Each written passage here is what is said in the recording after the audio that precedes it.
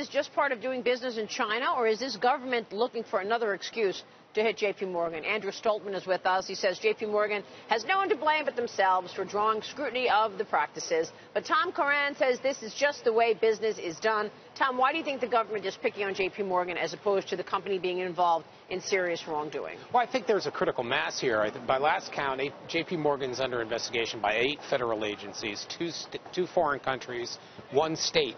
It's one more thing. I mean, are there Christmas parties going to be investigated next for underage drinking? Right. I mean, it's really at what point do Mr. Dimon, like it or not, has become the face of the financial services industry, and quite openly seems quite comfortable with that, and with that comes a certain amount of scrutiny. Right. But I really think we're going a little too far, because this kind of hiring happens every day, all else being equal, and there shouldn't be a presumption that the SEC can issue a civil investigative demand for records. So that's the point. You don't think this is legit. Is this a legit charge, or is this just let's pile on? I got to think I really do think that it's a regulatory perfect storm now.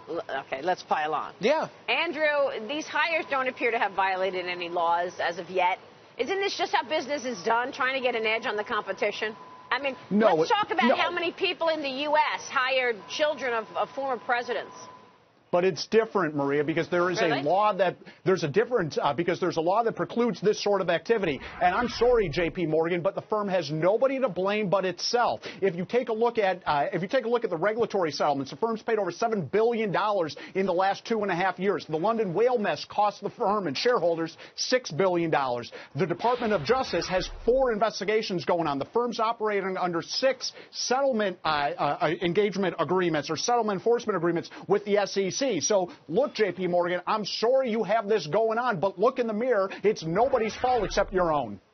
Well, I mean, first off, in order for it to be a foreign corrupt practice, it has to be a corrupt practice. And on my desk right now at my office are a stack of resumes sent to me by people with whom I've done business, I may do business in the future, and I am doing business now. Does that mean I'm engaged in a corrupt practice? Are you going to look at the resume of somebody you may know have done business first? I mean, Maria, that's not the same, though. It's silly. As far as J.P. Morgan settling with various government agencies, they have to, or their ticket gets lifted. It's an existential thing. Here's a gun pointed at your face. Give me the settlement, or, stand up and say, I'm willing not to exist anymore.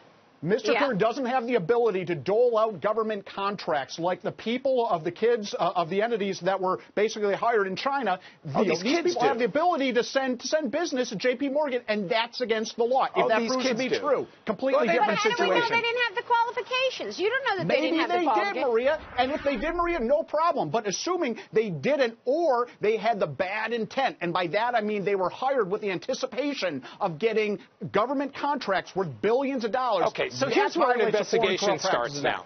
Here's where an investigation starts. The SEC is saying maybe, if, but who knows? Yeah. But the fact is that this is a practice that happens every day. People at the corner store are hiring the kids of people they know. How much is this that... Let me ask you this. Jamie Dimon has been one of the more vocal bankers out there. He's out, and in the middle of all the attacks, earlier, not recently, but earlier, he was basically saying, yeah, I am going to pay my people what I want to pay them. And, yeah, there were some mistakes, but we did everything we could to have. I mean, he was basically a bit brash. Did he annoy regulators? Oh, without a doubt. Without a doubt. I mean, the facts speak for themselves. 8 federal agencies, 2 foreign countries, 1 state. Yeah. I mean, what's next? What about all these agencies that Tom is talking about, Andrew? 8 federal agencies?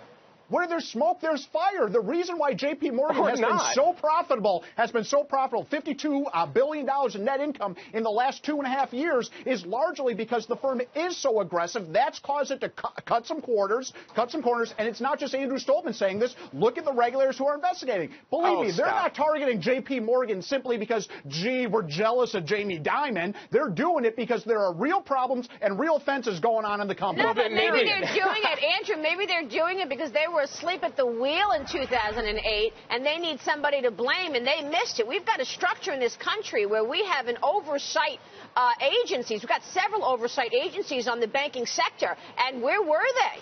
Okay? Regulatory industrial complex. Maybe they're covering their own butts. Nobody is throwing a gun at J.P. Morgan's head saying you have to settle these cases. If you don't think you did anything wrong, fight these things. You have a duty to the shareholders to do it. Otherwise, there's no reason for them to exist. Because they know they've got caught with their hand in the cookie jar. Sorry. Yeah. All right. We'll keep watching this. Thanks very much, gentlemen. Great points that you both made. Thanks a lot.